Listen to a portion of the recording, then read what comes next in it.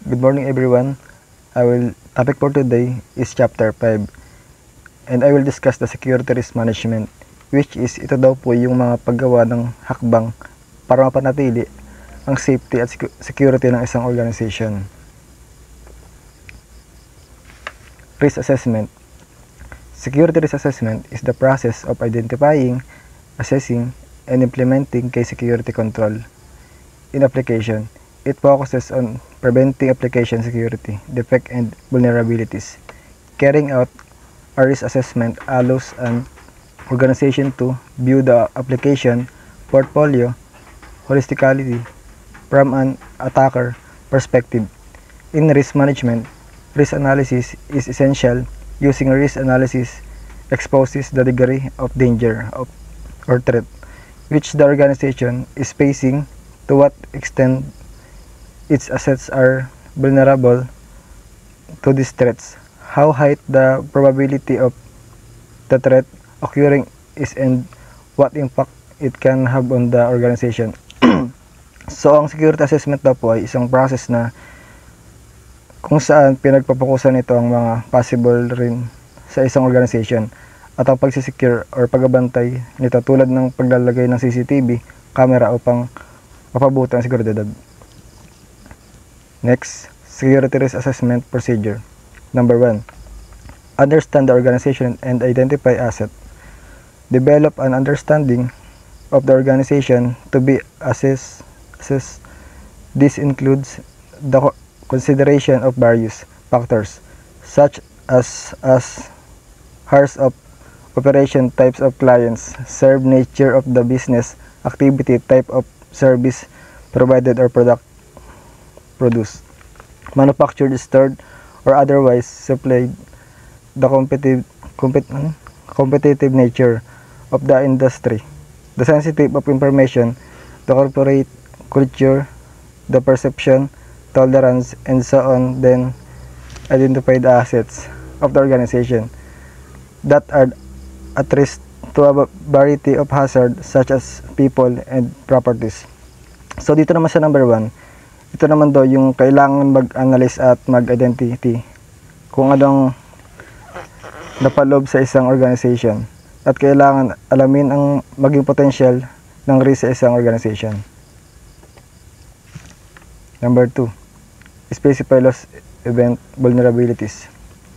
Identify the types of event or incident which could occur at a site based on the history of previous event, incident at the site, events at similarly situated sites, the occurrence of events, example crimes that may be common to the type of business, natural disaster peculiar to a certain geographical location, or other circumstances, recent development or trends.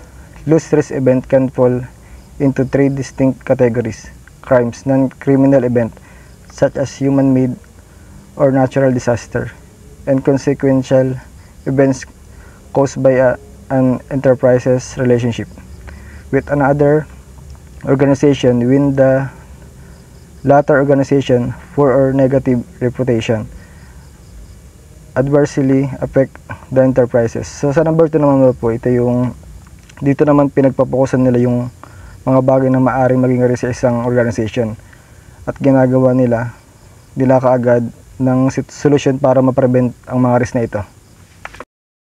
Number 3, establish probability of loss, risk, and frequency of events.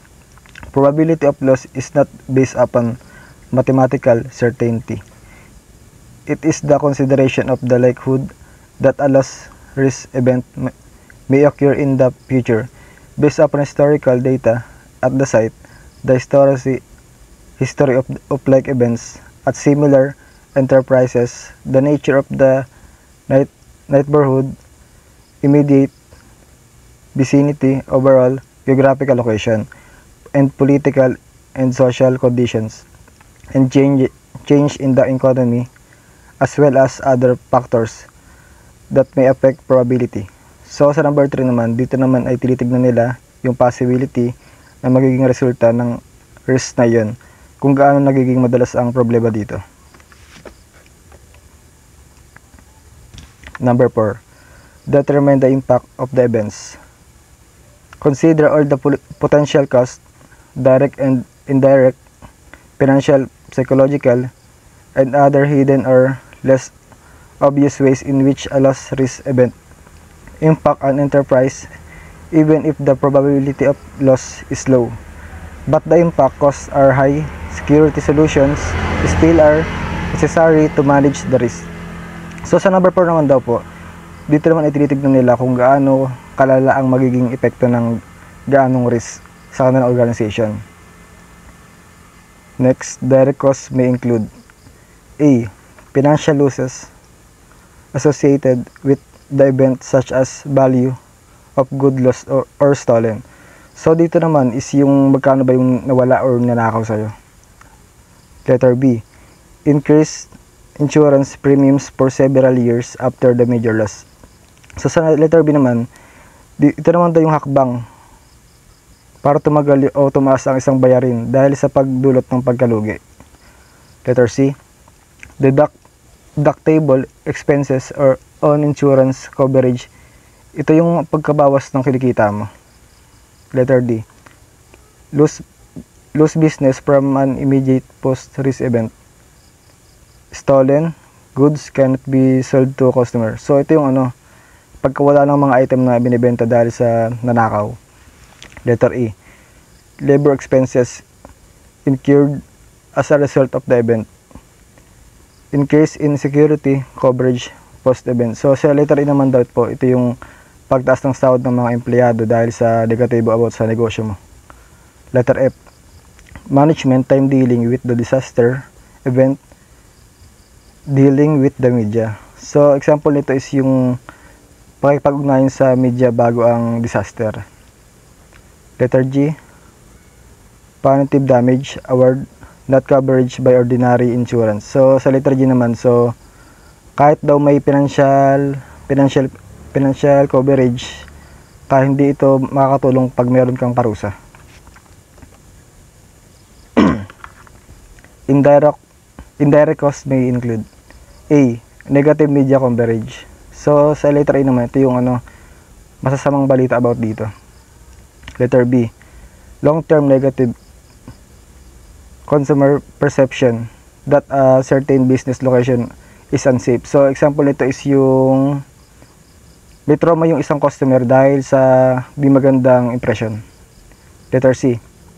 Additional public relation cost to overcome poor image problems. So sa letter C naman, ito yung karagdagang gastos for public para maayos ang problema.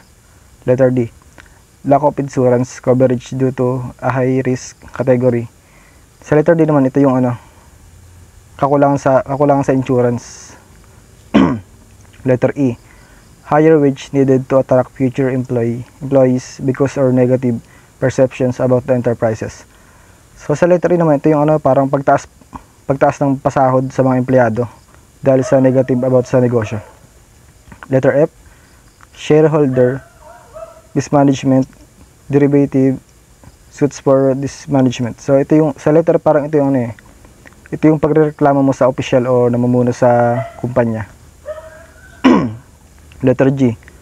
Poor employee morale leading to work stoppage, higher turnover. So ito yung pagtigil ng pagtatrabaho dahil sa Number 5. Develop option to mitigate risk. Options are available to address the types of loss risk event faced by an enterprise's. Options include security measures available to reduce the risk of the event, equipment or hardware, policies and procedures, management practices, and stopping are the general categories of security-related options. Other options include transferring the financial risk or of loss through insurance coverage or contact terms.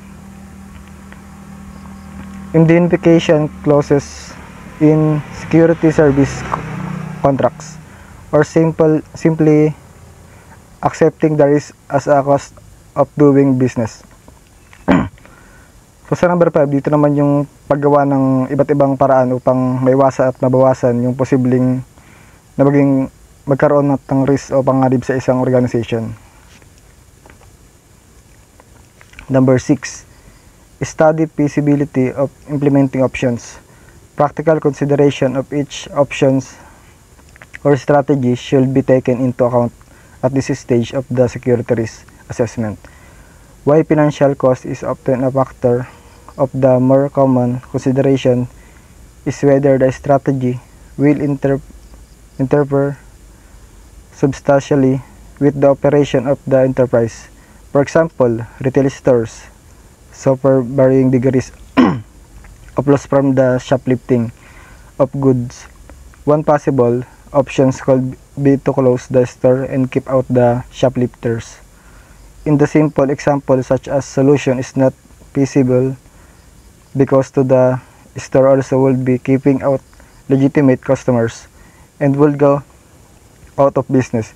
In a less obvious example, an enterprise that is open to the public increase is access control policies and procedures so severely that negative environment is created by effectively discouraging people from going to that facility as potential customers and hence lose business. The challenge for the security practitioner is to find that balance between a sound security strategy and consideration of the operation needs of the enterprise as well as the psychological impact on the people affected by the security program.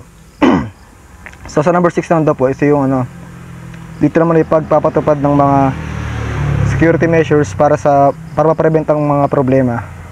At ito ay naglalaman ng pagsusuri ng iba't ibang aspekto tulad ng technical, financial at operational. Next, number 7. Number 7, perform cost benefit analysis. Consider the cost versus benefit of a given security strategy. The security practitioner should determine what the actual costs are of the implementation of a program and weigh those costs against the impact of the loss, financially or otherwise. For example, it will make nonsense to spend 100,000 on security equipment to prevent the theft of a 1,000 value item, especially when it makes more sense to purchase an insurance or remove the item to a more security location. So sa number 7, ito naman yung pag-analyze natin kung ilan o magkano ang mahalaga na maaaring magagastos natin sa pagpapatupad ng security measures. At yun lamang po, maraming salamat po.